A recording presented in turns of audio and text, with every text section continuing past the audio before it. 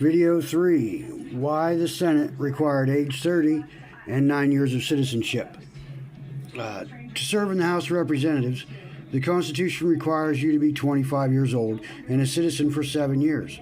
To serve in the Senate, the requirements are higher, age 30 and 9 years as a citizen, and you must live in the state you represent.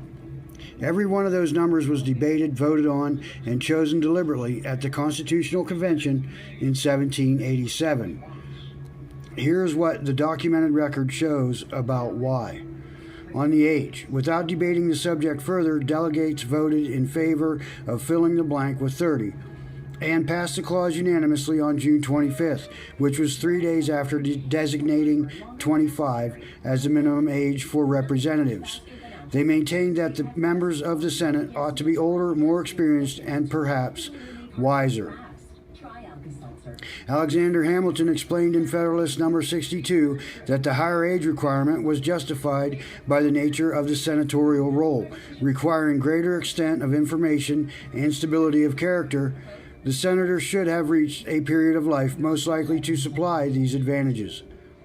On citizenship, 9 years. The debate over this number was intense. Governor Morris argued for 14 years, saying, and these are his documented words from the convention floor, that foreigners would not learn American laws and the Constitution in under 14 years, and that 7 years were needed just to learn a trade, so at least 14 were necessary to learn to be an American legislator. Others pushed back strongly.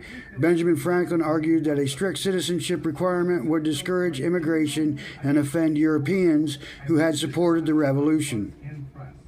The framers adopted the 9-year citizenship requirement as a compromise between a total exclusion of adopted citizens and an indiscriminate and hasty admission of them, which might create a channel for foreign influence in the national councils. 9 years was specifically chosen to protect the Senate, the body that ratifies foreign treaties and confirms ambassadors, from senators whose loyalties or instincts might still be shaped by foreign governments or foreign interests. On residency, the framers chose the word inhabitant over resident deliberately. As James Madison documented, the word inhabitant would not exclude persons absent occasionally for considerable time on public or private business. In other words, a senator who had to travel for work would not lose eligibility, but a senator who simply did not live in the state they claimed to represent absolutely would.